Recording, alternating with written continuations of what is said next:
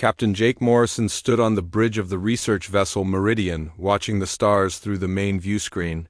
6 months they had been out here in the Kepler 442 system, mapping rocks and studying space dust. It was not the most exciting job in the Earth Space Navy, but someone had to do it. The bridge was quiet except for the soft hum of computers and the occasional beep from a sensor station. Jake liked the night shift. Most of his crew was asleep, and he could think clearly without constant reports and requests for orders. "Captain," called Lisa Park from the communications station. She was young, maybe 25, with short brown hair and sharp eyes that missed nothing. "I'm getting something weird on the long-range sensors." Jake walked over to her station.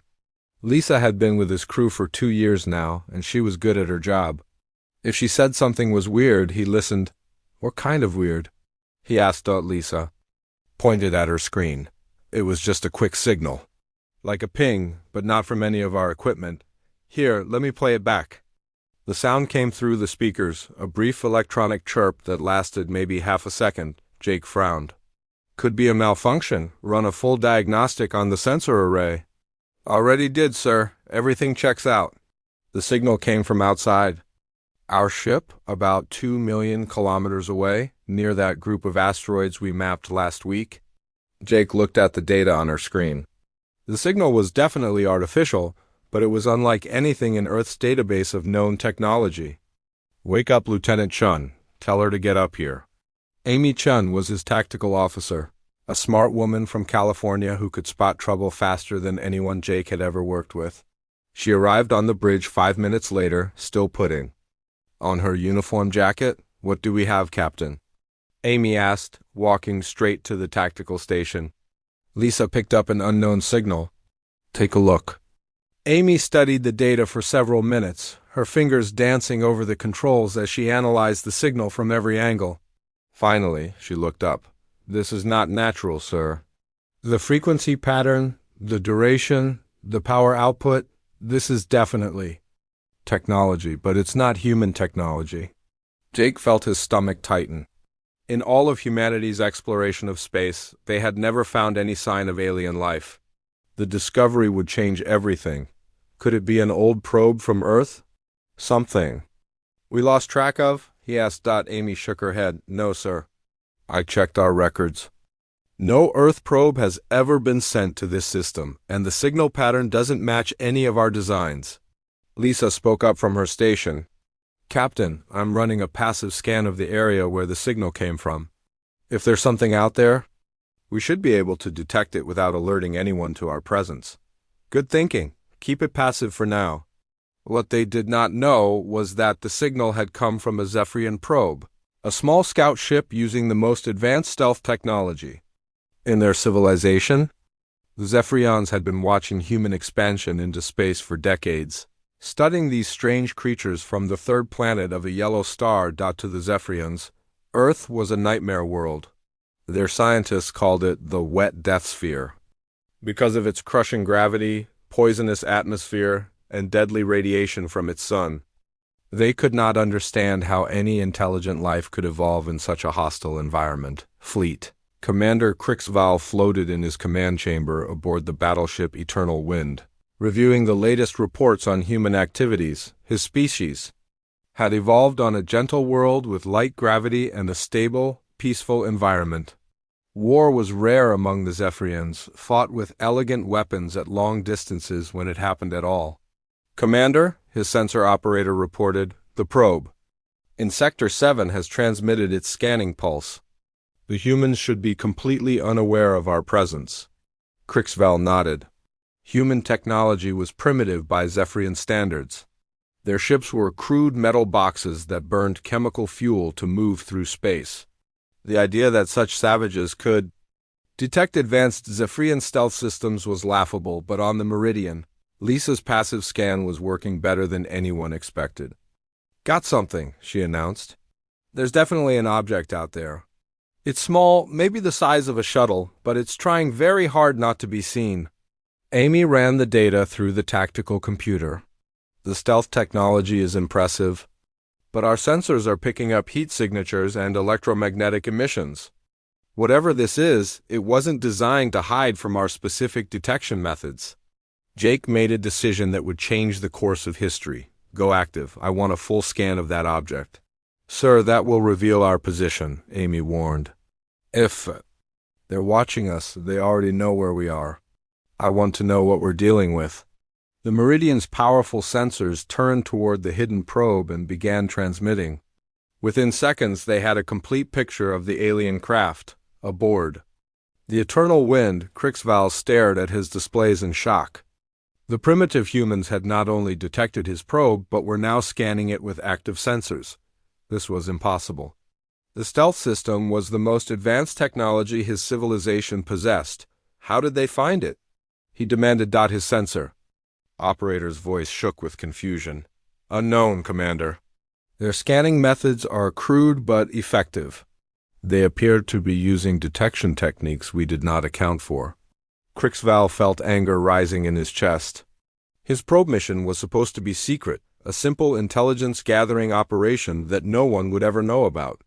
If word of this failure reached his superiors, his career would be destroyed. Commander, the weapons officer reported. Shall we withdraw the probe? Crixval thought quickly. The humans had seen too much. If they reported this contact to their government, it could lead to complications that the Zephyrian Collective was not prepared for. There was only one solution. No, he said finally. Destroy the human ship. Eliminate all witnesses. The weapons officer hesitated. Sir, we have no authorization to engage unknown species. Regulations require. I'm giving you authorization. Crixval snapped. That ship contains evidence of our operations. It cannot be allowed to survive. On the Meridian, Chris Martinez was monitoring the sensor readings when his screen suddenly filled with new contacts. Captain, he shouted. Multiple objects just appeared on sensors. They're accelerating toward us at incredible speed. Jake rushed to the sensor station and looked at the display. 6 objects were moving toward the Meridian faster than any human. Ship could travel. Their trajectory and speed left no doubt about their intentions. Battle stations, Jake ordered, his voice calm despite the danger. All hands to emergency positions. This is not a drill. Amy was already running calculations at her station. Estimated time to impact is 8 minutes, sir. Based on their acceleration, these objects are far more advanced than anything we have. Jake looked around his bridge at his crew. They were good people, scientists, and explorers who had signed up to study stars and map space. None of them had expected to face an unknown enemy in the depths of space. Lisa, send an emergency message to Earth, full priority. Tell them we have made contact with an alien species and are under attack. Yes, sir, message sent.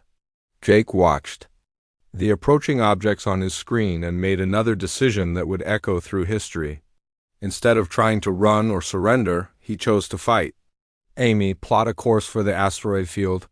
If they want a battle, let's give them one they won't expect.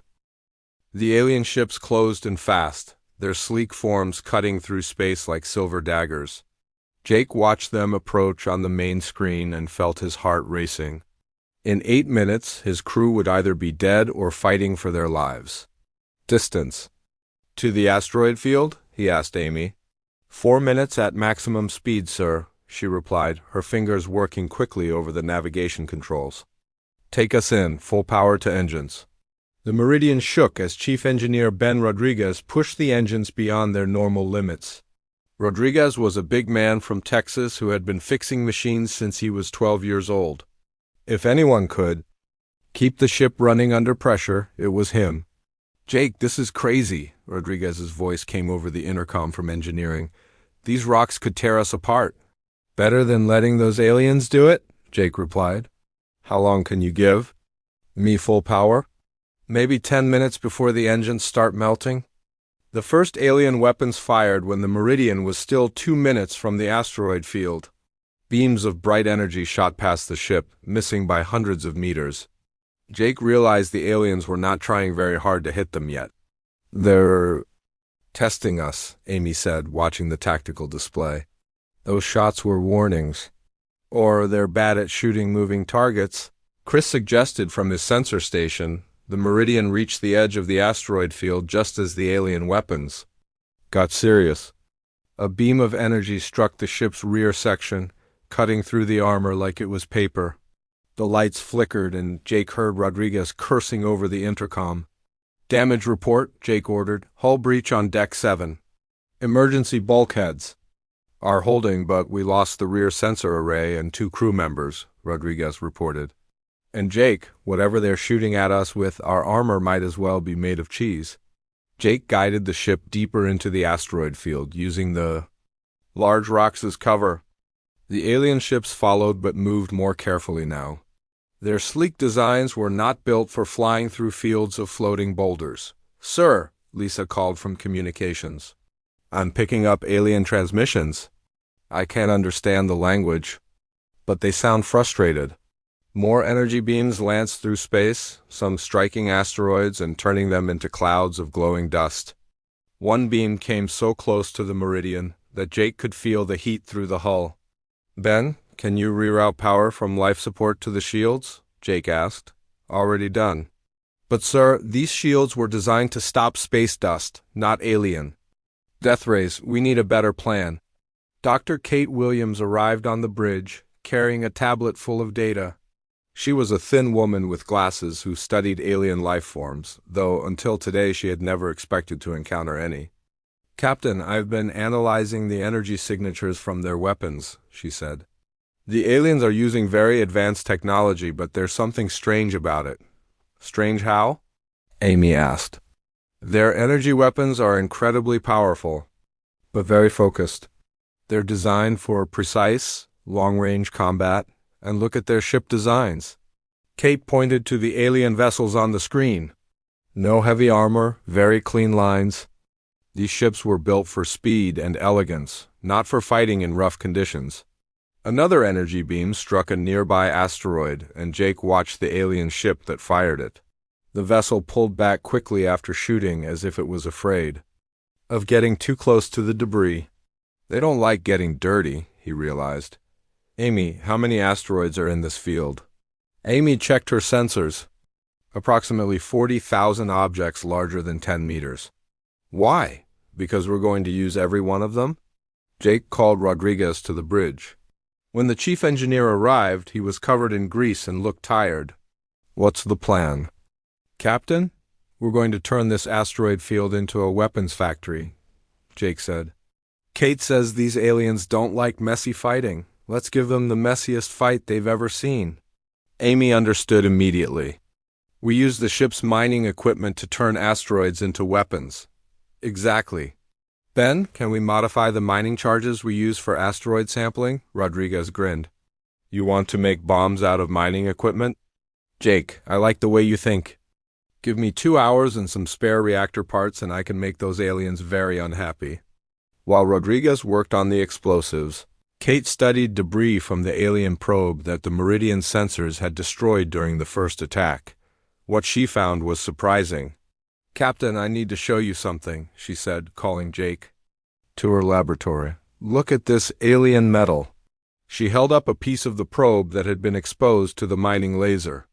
The metal was corroded and pitted, looking like it had been sitting in acid for months. "This damage happened in just 30 minutes, Kate explained.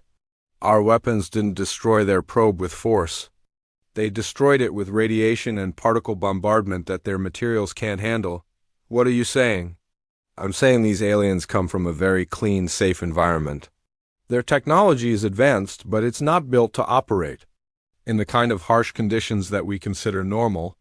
Earth radiation, magnetic fields, and chemical environment would probably be deadly to them." Jake felt a cold smile cross his face. "So we're the monsters in this fight." Meanwhile, Commander Crixval was having his own problems.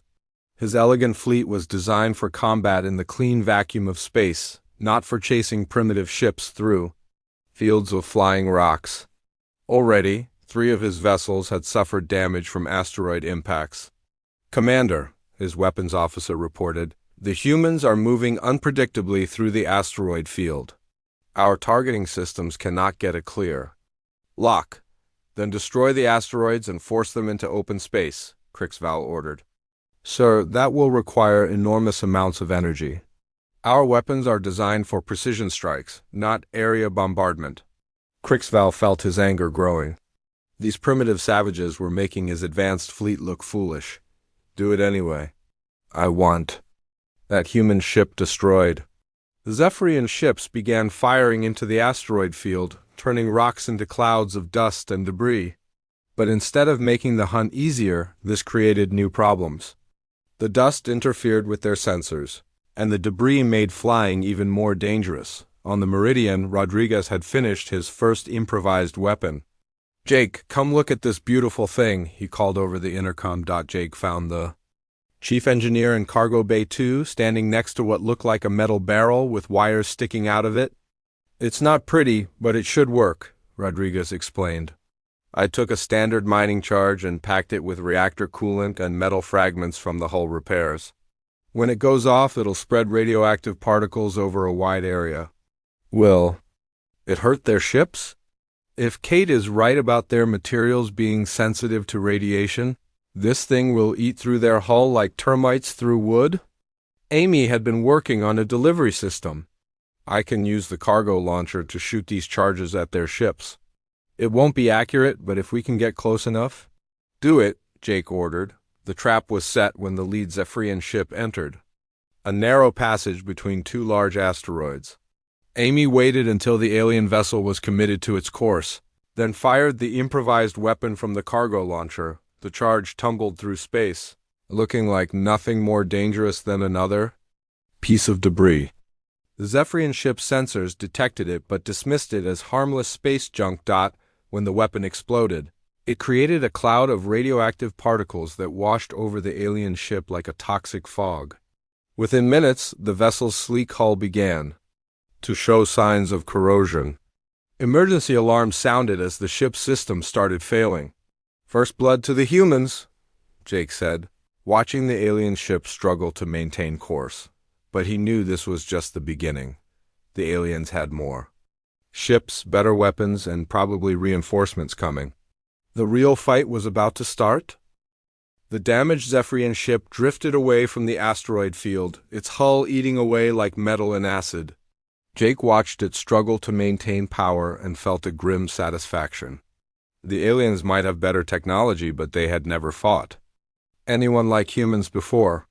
Kate, get me everything you can from that attack, he ordered. I want to know exactly what we did to them. Dr. Williams was already analyzing the sensor data from the explosion. What she found made her smile for the first time since the battle started. Captain, their hull isn't just corroding. It's breaking down at the molecular level, she reported. The radioactive particles from our improvised weapon are causing a chain reaction in their metal. How is that possible? Their materials are incredibly pure. Too pure. They're designed to work in a perfectly clean environment with no radiation. No chemical reactions, nothing that would cause wear or damage. But space near Earth is full of radiation, magnetic fields, and particle bombardment that we've adapted to live with. Amy looked up from her tactical station. Are you saying their ships can't handle normal space conditions? I'm saying their ships can't handle what we consider normal, Kate replied. To them, the space around Earth would be like flying through a chemical weapon. Rodriguez arrived on the bridge, wiping his hands on a rag. Jake, I've got good news and bad news. The good news is I can make more of those radiation bombs. The bad news is we're running low on reactor coolant. How many more can you make? Maybe 6 if I strip parts from non-essential systems. Jake thought for a moment. 6 weapons against 5 remaining alien ships. The math was not in their favor, especially since the aliens would be ready for the same trick now. Then what else can we use as weapons? Well, we've got the mining equipment. Rock crushers, metal cutters, electromagnetic launchers for moving asteroid samples. Rodriguez paused.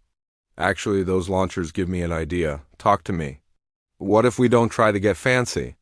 We've got thousands of iron-rich asteroids out.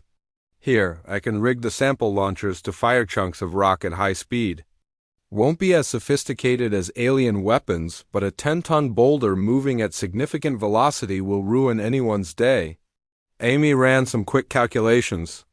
The alien ships are built for speed, not armor. A kinetic impact might punch right through. Their hulls. Do it, Jake decided. Amy, I need you to send a message to Earth. Full priority, military channels. Tell them what we've learned about these aliens. Sir, it will take 3 weeks for any help to arrive out here. Then we better make sure we're still alive in 3 weeks. The message traveled across space at light speed, carrying news that would change everything. 3 days later, it reached Terra Station, where Admiral Laura Thompson was reviewing routine patrol reports. Thompson was a career military officer who had spent 20 years preparing for threats that most people hoped would never come. When the message from the Meridian appeared on her screen, she read it 3 times before believing it. "Get me the Defense Council," she ordered her aide. "Emergency session. And start mobilizing every ship we have." Within hours, the largest military operation in human history was underway. Ships from across the solar system received orders to arm themselves and prepare for immediate departure. The message was simple. Humanity was no longer alone in the universe, and their new neighbors were hostile, back in the asteroid field. Jake and his crew were learning more about their enemies with each passing hour. Navigator Sam Turner discovered that the unusual minerals in the local asteroids interfered with Cypherian sensors. "Captain, I think I know why they're having trouble tracking us," Sam reported. "These asteroids contain trace amounts of elements that don't exist in Earth's solar system. When their scanning beams hit these rocks, they get scattered and reflected in ways their computers can't process. So we're invisible as long as we stay near the asteroids? Not invisible, but much harder to target accurately. Their weapon systems seem to rely on precise sensor data. When that data is corrupted, they can't hit what they're aiming at." Kate made another discovery while studying the wreckage from the alien probe. "Jake, you need to see this. I've been analyzing their biology from genetic traces left on their equipment." She showed him microscopic images on her computer screen. These aliens evolved in an environment with half of Earth's gravity and virtually no background radiation. Their muscle density is lower than ours, their bones are lighter, and their immune systems have never encountered anything more dangerous than a mild virus. What does that mean for us? It means that just being near Earth would probably kill them. Our atmosphere has oxygen levels that would be toxic to their lungs. Our gravity would crush their bones. Our bacteria would eat them alive from the inside. Jake stared at the data. "We're not just fighting an alien invasion. We're fighting aliens who think Earth is a death trap." Exactly. To them, we're monsters who somehow learned to survive in hell. Meanwhile, Commander Crixval was facing his own crisis. The damaged ship had limped back to his fleet, but its crew was terrified. They spoke of human weapons that turned starship hulls into dust and primitive tactics that made no sense. "Commander," his medical officer reported, 3 crew members from the damaged ship are showing signs of radiation poisoning. The humans somehow contaminated our hull with radioactive materials." Crixval felt his confidence cracking. Everything about these humans defied Zephyrian understanding of warfare.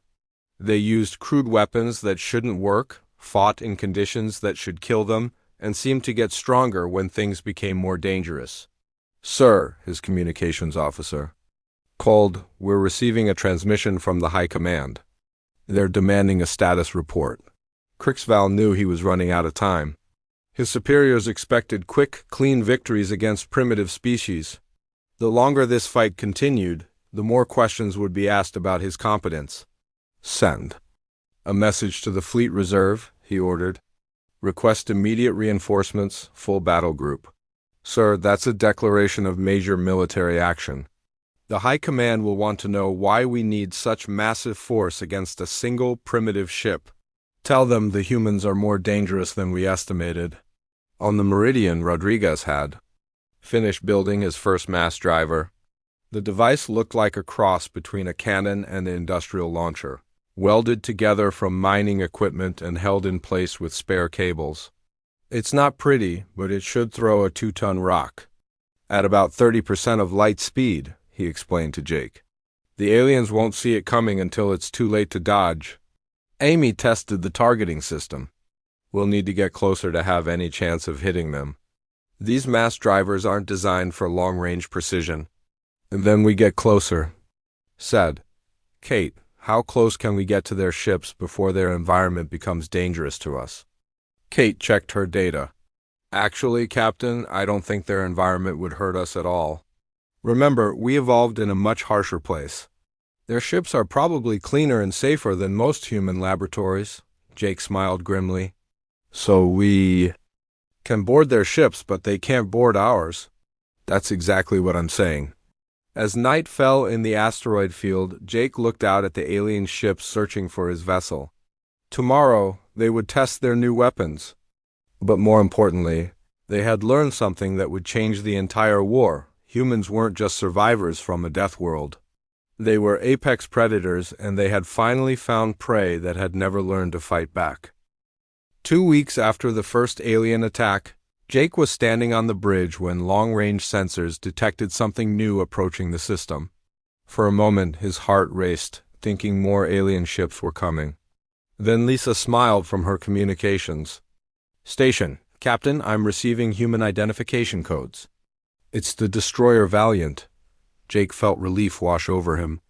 The Valiant was a real warship, not a research vessel trying to fight with mining equipment. Captain Nick Sullivan was known throughout the fleet as a man who could fight his way out of any situation. The Valiant arrived like a silver arrow cutting through space, its weapon systems already powered up and ready for battle. Behind it came 2 smaller ships, escort vessels carrying supplies and reinforcements. Meridian, this is Captain Sullivan, came the voice over the radio. Glad to see you're still in one piece. Good to see you too, Nick, Jake replied. What's the situation back home? Admiral Thompson has mobilized every ship we can spare. The entire defense fleet is heading this way, but it will take time. Meanwhile, I bring news you're not going to like. Sullivan's face appeared on the main screen, and Jake could see the worry in his eyes. Our long-range telescopes have detected a massive alien fleet mobilizing 3 systems away. We count over 200 ships, Jake. They're building for a full invasion. Amy looked up from her station. 200 ships? We have, maybe 50 vessels in the entire defense fleet? 47, actually, Sullivan confirmed. And most of those are patrol boats and escort ships, not dedicated warships. We're going to be seriously outnumbered. Dr. Williams had been listening from her science station. Captain Sullivan, we've learned a lot about these aliens over the past 2 weeks.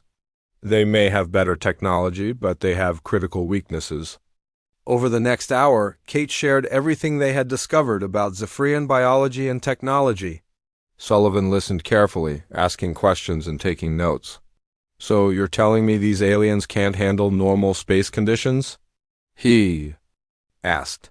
That's exactly what I'm telling you. Their ships, their equipment, even their bodies are designed for a perfectly clean environment. The radiation and particle fields that exist naturally around Earth would be deadly to them. Sullivan smiled grimly. Then we make this space as dirty as possible. The combined human forces began working together to turn the asteroid field into a fortress. Rodriguez and the Valiant's chief engineer, a woman named Carol Davis, started building weapons platforms using asteroid mining equipment. We can't match their firepower ship to ship, Davis explained to the gathered crew leaders. But we can build a lot of cheap weapons that will make their advanced technology useless. They constructed mass drivers that could throw chunks of iron-rich asteroids at incredible speeds. They built platforms that released clouds of radioactive particles into space. Most importantly, they created a network of sensors and communication relays hidden throughout the asteroid field. Amy Shan made a breakthrough while studying captured alien communication equipment. Captain, I think I figured out how their coordination systems work, she told Jake. Talk to me.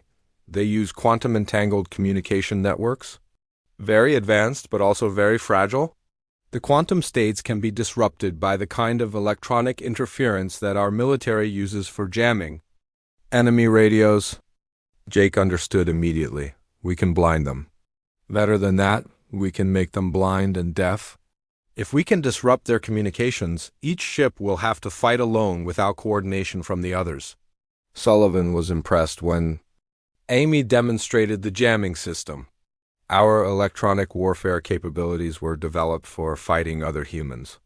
We use dirty tricks like signal jamming, false communications, and sensor spoofing. I bet the aliens have never encountered anything like it.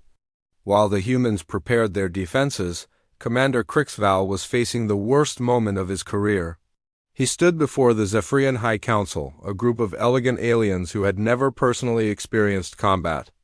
"Explain to us," said Council Leader Vex Moran, "how a single primitive ship has resisted your fleet for 2 weeks." Crixval tried to find words that would not make him sound like a fool.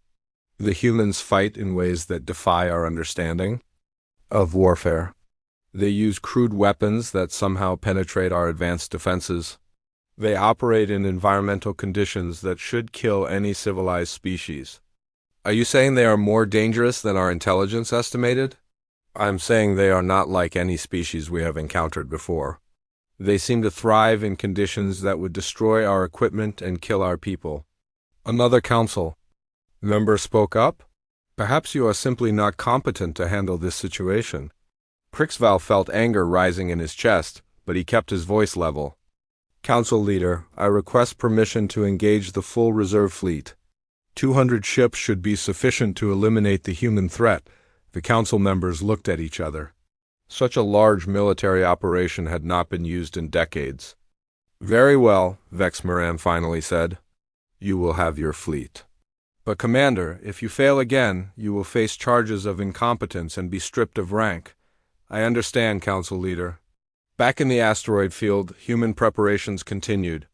Around the clock, they built hidden weapons platforms, created fields of radioactive mines, and established communication networks that could coordinate attacks across the entire system. Sam Turner made an important discovery while mapping the local area. "Captain, the asteroid field extends much further than we originally thought. There are over 100,000 objects large enough to hide behind, and the mineral composition creates natural interference with alien sensors. How big is the field?" "Big enough to hide our entire defense fleet when it arrives. The aliens will have to search every asteroid to find us." Sullivan was coordinating with Earth when more news arrived. "Jake, Admiral Thompson sends word that she's managed to scrape together more ships than expected. 63 vessels are heading our way, including the Dreadnought Horizon."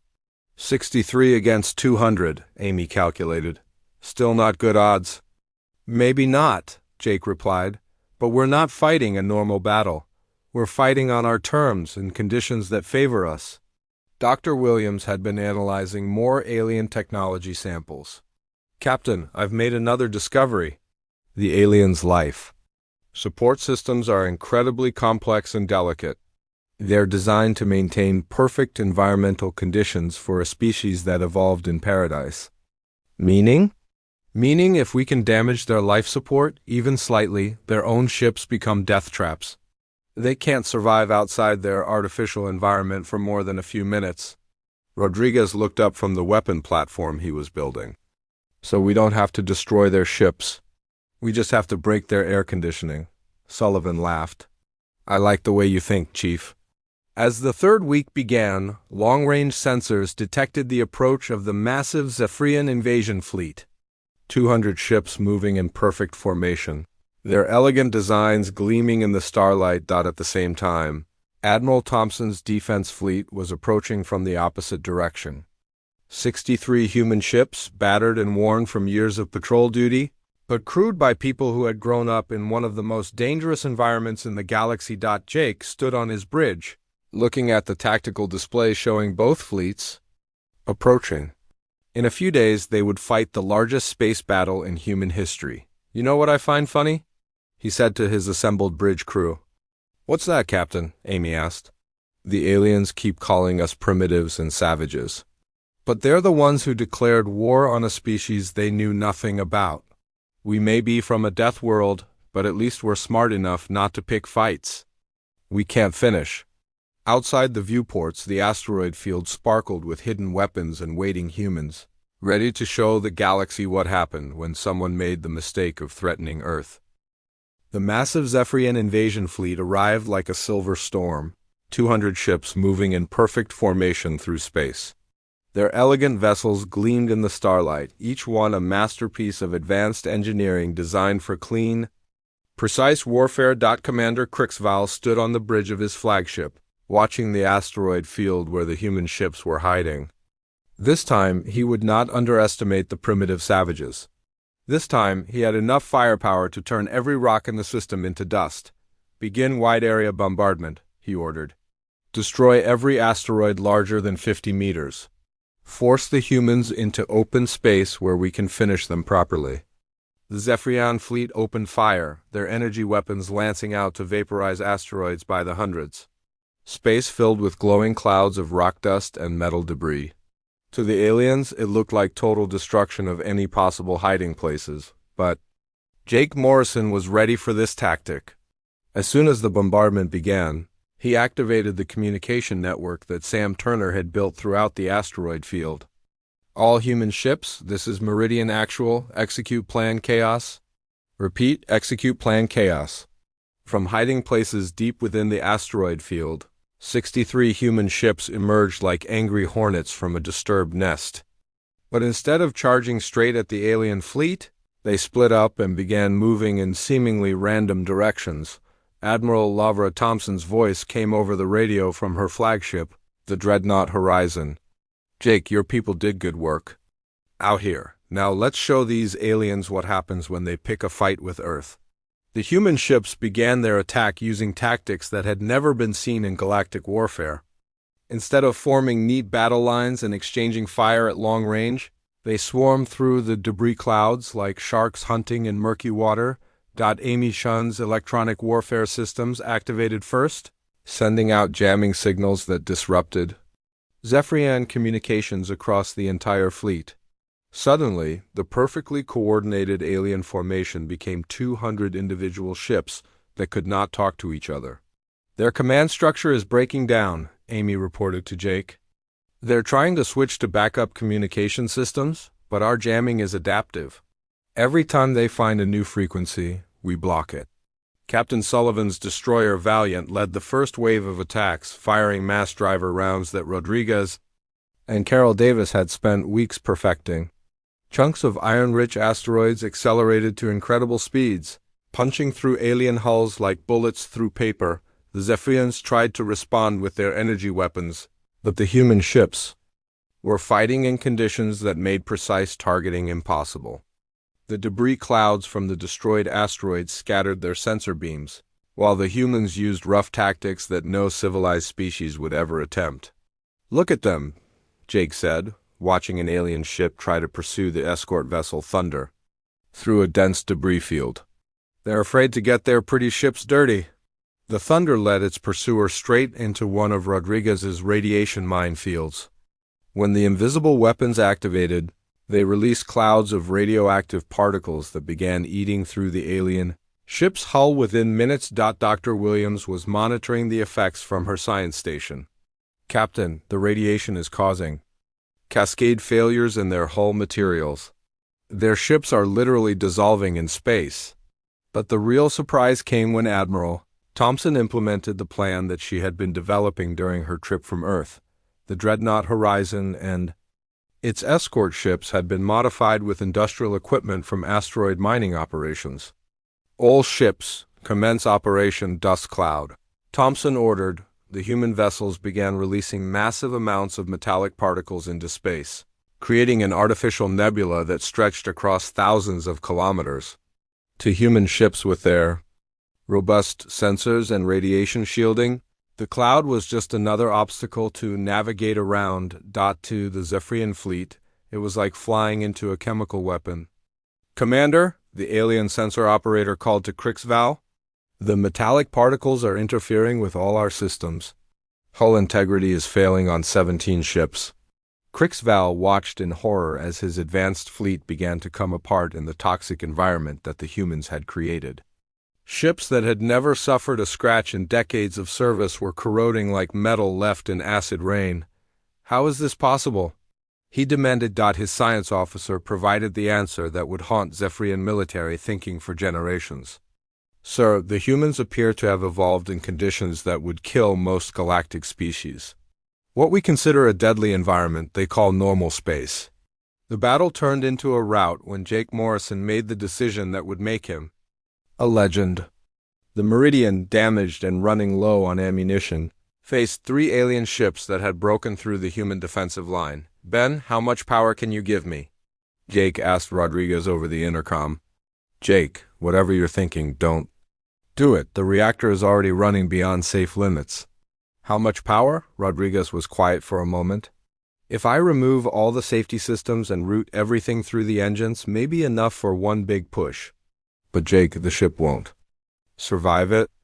Jake looked at his bridge crew, the people who had been with him since this all started. Amy, can you target their command ship? Amy understood what he was planning. Yes, sir, but Captain ... Do it, Lisa. Send a message to Admiral Thompson. Tell her to finish what we started. The Meridian's engines flared to maximum power as Jake pointed his ship directly at the largest Zephyrian vessel. The research ship that had accidentally started this war became a guided missile aimed at the heart of the alien fleet. The collision destroyed both ships instantly, but it also took out the alien fleet's main communication relay. Without their command ship, the remaining Zephyrian vessels lost all coordination and began retreating in panic. Admiral Thompson pressed the attack relentlessly. Human ships pursued the fleeing aliens, using weapons that turned space itself into a hostile environment. Mass drivers fired contaminated asteroids that spread radiation wherever they hit. Electronic warfare systems. BROADCAST interference on every frequency the aliens tried to use. The final blow came when Captain Sullivan discovered that the Zephyrian supply ships were even more vulnerable than their warships. The vessels carrying food, water, and replacement parts for the fleet could not survive even brief exposure to the metallic particle clouds. Admiral, Sullivan reported, their supply line is completely destroyed. The surviving ships don't have enough resources to make it back to their home system. Commander Crixval faced the impossible choice between surrender and slow death in space that had become toxic to his people. Looking at the readings from his damaged ship, he knew his civilization had made a terrible mistake. They had declared war on creatures from a world so harsh that normal space seemed gentle by comparison. The humans did not just survive in conditions that would kill most species. They thrived in those conditions and used them as weapons. Send a surrender signal to the human fleet, he ordered, his voice heavy with defeat. The war that began with one wrong ping ended 3 weeks later when the surviving Zephyrian ships limped home with news that would change galactic politics forever. There was a species in the third spiral arm that could not be conquered, could not be intimidated, and should never be provoked. Admiral Thompson established humanity's first interstellar military base in the Kepler 442 system, while reports flooded in from human colonies across space volunteering for military service. Earth's children had inherited their homeworld's greatest gift, the ability to survive and fight in places where other species could not. The galaxy had learned why no one had ever successfully invaded the Deathworld in the third spiral arm. It was not because the planet was too dangerous to approach. It was because the planet had spent millions of years teaching its children how to make everywhere else just as dangerous.